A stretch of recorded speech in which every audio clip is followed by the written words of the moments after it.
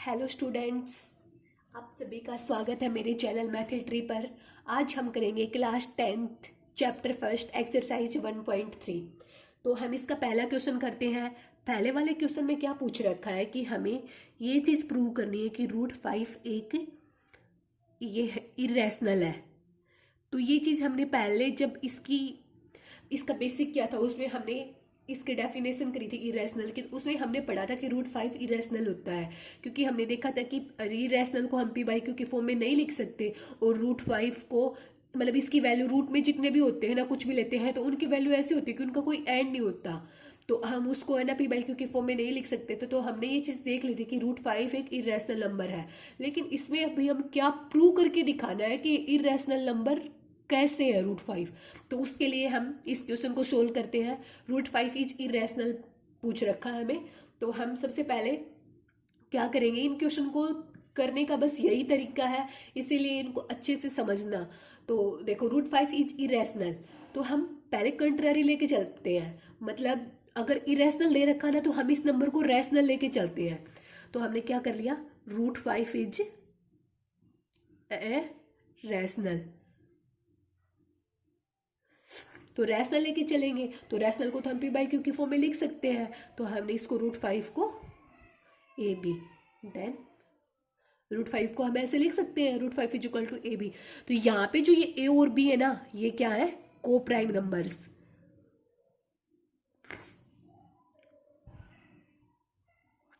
और को prime numbers क्या होते हैं, को प्राइम नंबर वो होते हैं जिनमें जो कॉमन फैक्टर होता है ना, जो भी कॉमन फैक्टर होगा वो सिर्फ 1 होगा, मतलब और कुछ नहीं हो सकता। जैसे हम लेके चलते हैं 3 और 5 लेके चलो, इसके फैक्टर क्या होते हैं 1 और 3, इसका क्या होता है 1 और 5, इन दोनों में कॉमन क्या हुआ 1, तो मीन्स ये हमारे पास को प्राइम नंबर्स है। तो को प्राइम वो होता है जिनमें कॉमन फैक्टर 1 होता है। तो हमने ये वाली चीज इसको इक्वेशन 1 नाम दे देते हैं। √5 इज इक्वल टू a/b। तो अभी क्या करेंगे, इसको सिंपल फॉर्म में बनाने के लिए ये क्रॉस मल्टीप्लाई हो जाएगी b√5। तो अभी हमें रूट को हटाना है, तो दोनों साइड स्क्वेयरिंग बोथ साइड्स। तो इन दोनों के स्क्वेयर करेंगे तो a², ये हो जाएगा b² √5²। ये चीज तो आपको हटानी आती होगी। √5 का स्क्वेयर हटाएंगे तो कैसे क्या हो जाएगा, जैसे देखो 5 की पावर रूट का क्या मतलब होता है 1/2, ये 2 से 2 कैंसिल हो जाएगा, तो ये हमारे पास सिंपल क्या बचेगा, a² is equals to 5b²। ठीक है, अभी क्या करेंगे, इस वाली चीज को b² को यहीं पे रख लेंगे, ये a²/5।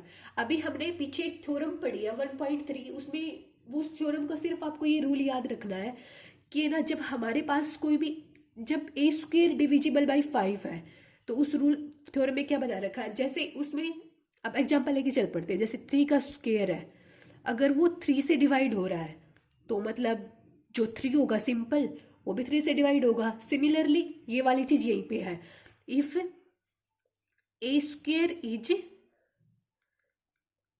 डिविजिबल बाई 5 तो a is also divisible by 5, also divisible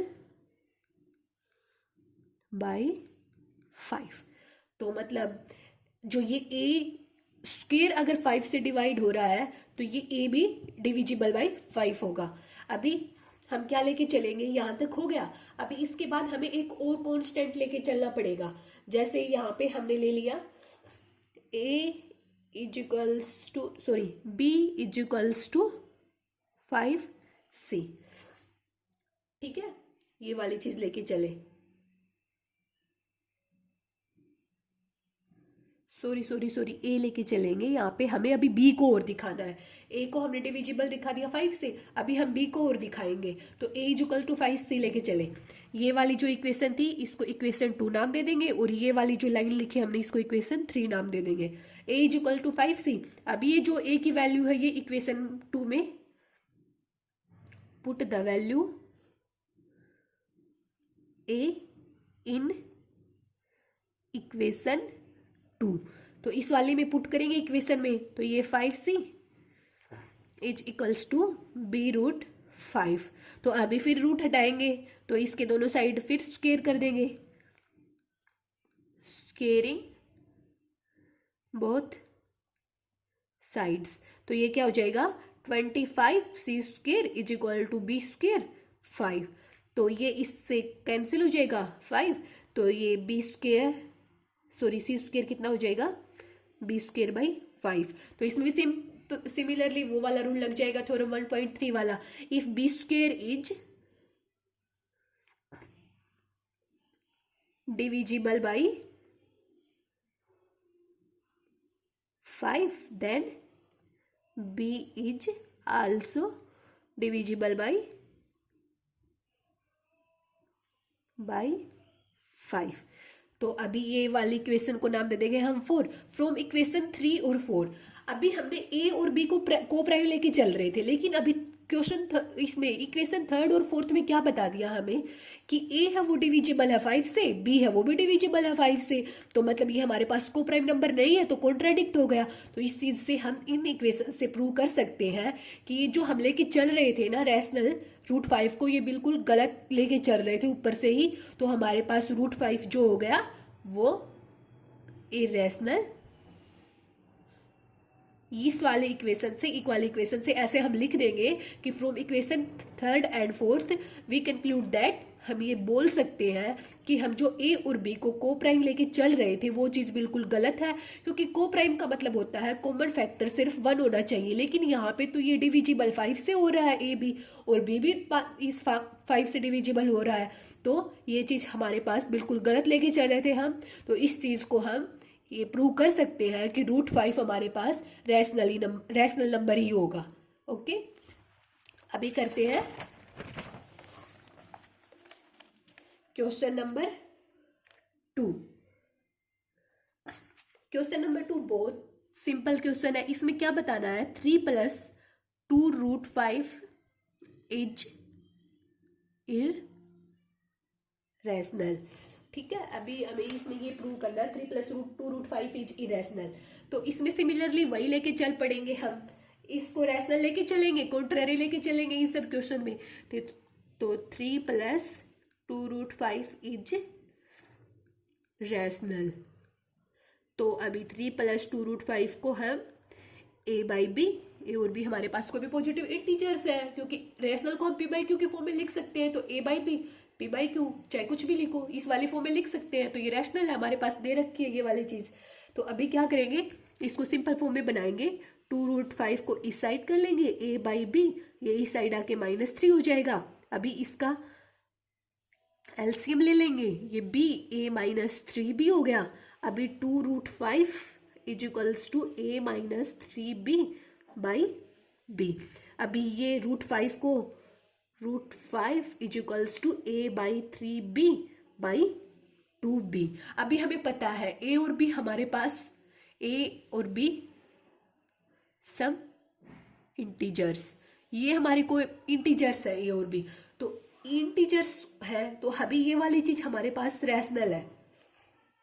इस चीज को हम a - 3b/2b इज रैशनल, क्योंकि p/q की फॉर्म में लिख सकते हैं हम इसको। तो ये हमारे पास रैशनल है। सो अगर ये रैशनल है तो √5 भी रैशनल है। लेकिन अभी हमें इस चीज का पता है हमें कि रूट में कोई भी वैल्यू होती है वो कभी भी रैशनल नहीं होती। तो इसका मतलब हम ये वाली चीज गलत लेके चल रहे थे। √5 हमेशा इरेशनल होता है।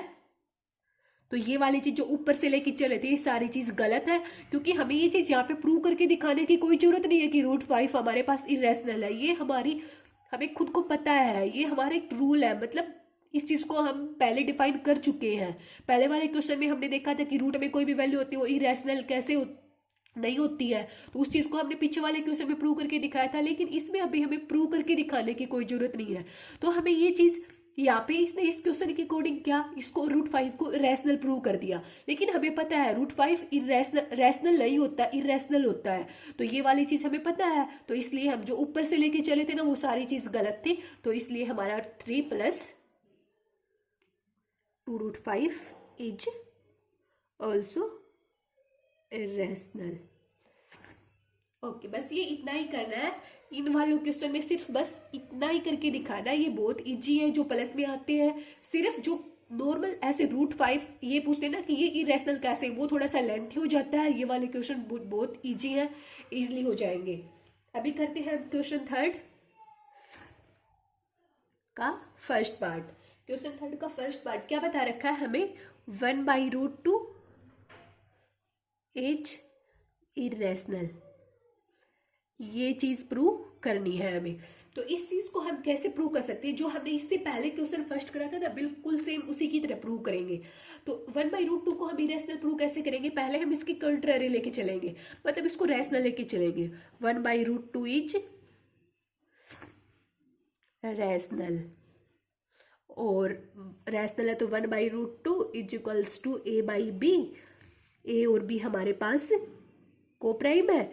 कोप्राइम अभी मैंने पीछे बताया था, कोप्राइम क्या होता है, कोप्राइम नंबर्स वो होते हैं जिनमें कॉमन फैक्टर सिर्फ 1 होता है। ठीक है, अभी इस वाली चीज को हम सिंपल फॉर्म में बनाएंगे। तो b is equals to A√2। अभी दोनों साइड स्क्वायर कर देंगे, b² is equal to A² और 2 b² टू A²। तो A² को इसी साइड रखेंगे, तो b²/2। तो ये वही 1.3 वाली जो थ्योरम पढ़ी थी ना, if b² is divisible by 2 then b is also divisible by 2।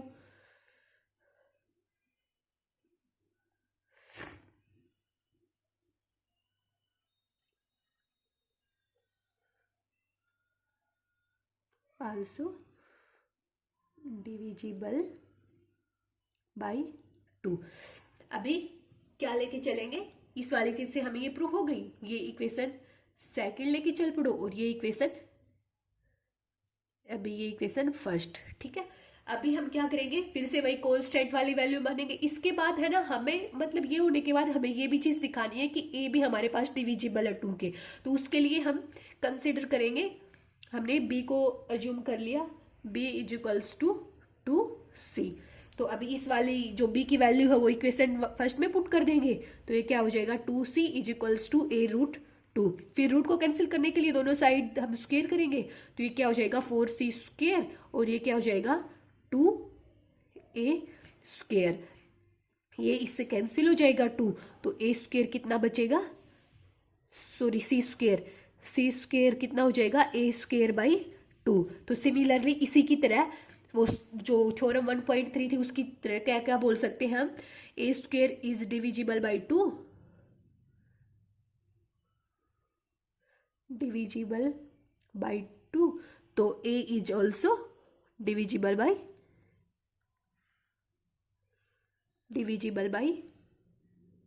2। ये इक्वेशन आ गई थर्ड। तो from equation second and third हम क्या बोल सकते हैं, ये जो इक्वेशन हमारी सेकंड आ गई और थर्ड क्या बोल सकते हैं, हमने पीछे ए और बी को क्या माना था, कोप्राइम माना था। ए और बी जो हमारे पास थे वो कोप्राइम थे, लेकिन यहाँ पे हमने क्या प्रूव कर दिया, ए है वो डिविजिबल है 2 से, A is divisible by 2 and B is also divisible by 2। तो ये चीज हमारे पास बिल्कुल गलत है, क्योंकि ए और बी हमारे पास कोप्राइम है। कोप्राइम का क्या मतलब है, वो सिर्फ 1, मतलब उनका जो कॉमन फैक्टर होगा वो 1 होगा, लेकिन यहाँ पे तो 2 भी आ रहा है। तो ये हम ऊपर से जो मान के चले थे वो गलत है। तो इससे हम प्रूव कर सकते हैं कि जो हमारे पास 1/√2 है वो एक इरेशनल नंबर। ठीक है, अब ये वाली चीज हम प्रूव कर सकते हैं। अभी हम करेंगे क्वेश्चन नंबर थर्ड का सेकंड पार्ट। सेकंड वाले पार्ट में क्या बोल रखा है, 7√5 को इरेशनल दिखाना है। ये वाला क्वेश्चन बहुत इजी है, जैसे इसको भी वही कंट्रारी लेके चल पड़ेगी। 7√5 को हमने क्या ले लिया, पहला तो इसमें यही है कि पहले भी इसको रैशनल लेके चलेंगे, रैशनल। तो 7√5 इज इक्वल्स टू A/B। ए और बी हमारे पास कोई भी इंटीजर्स है। अभी हमें को प्राइम है ना, ज्यादातर मतलब यही देखना है जो सिंपल दे रखा होता है ना, जैसे √2 दे दे, √5 दे दे, √6 दे दे, √7 दे दे, 1/√2 दे दे। अगर √2 के मल्टीप्लाई या एडिशन में कुछ दे देता है ना, तो वहां पे यहाँ पे को प्राइम का कुछ फंडा नहीं होता। सिर्फ को प्राइम का वहां पे होता है जहां पे हमें सिंपल में दे देता है, जैसे 1/√2 दे दिया, सिंपल √2 दे दिया, √5 दे दिया, √3 दे दिया। तो अभी अब इस वाले क्वेश्चन को बहुत इजी है, कैसे करेंगे? तो 7√5 इज इक्वल्स टू a/b हो गया, तो √5 को इसी साइड रखेंगे, तो ये इस साइड जाके 7b हो जाएगा। अभी हमें पता है a और b हमारे पास कोई भी इंटीजर्स है, तो इसका मतलब ये वाली चीज हमारे पास रैशनल है, तो √5 भी हमारे पास रैशनल है। लेकिन हमें पता है √5 रैशनल नहीं होता, ये वाली चीज हम गलत लेके चल रहे हैं, तो इसलिए हम प्रूव कर सकते हैं कि 7√5 इज इरेशनल। कॉन्ट्राडिक्ट हो गया ये हमारे पास, क्योंकि ये चीज हम गलत लेके चल रहे हैं। हमें ये चीज पता है कि √5 हमारे पास इरेशनल होता है, लेकिन हमने यहाँ पे क्या प्रूव कर दिया, √5 इरेशनल है, तो ये बिल्कुल गलत है। तो ये 7√5 हमारे पास क्या हो जाएगा, इरेशनल। बिल्कुल, बस इतना सा था ये क्वेश्चन। अभी हम करेंगे थर्ड पार्ट। थर्ड पार्ट में क्या बता रखा है, 6 + √2। सिमिलरली इसी की तरह ये हो जाएगा, ये हमें इरेशनल प्रूव करना है, तो हम इसको रैशनल लेके चलेंगे।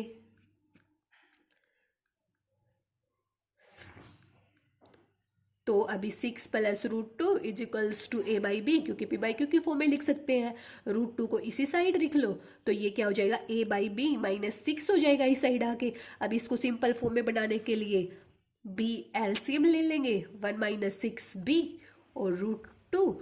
हमें पता है a और b हमारे पास a b आर इंटीजर्स, तो देन ये हमारे पास p/q की फॉर्म में है, तो ये हमारे पास a - 6b/6b इज रैशनल, तो देन √2 इज ऑल्सो रैशनल।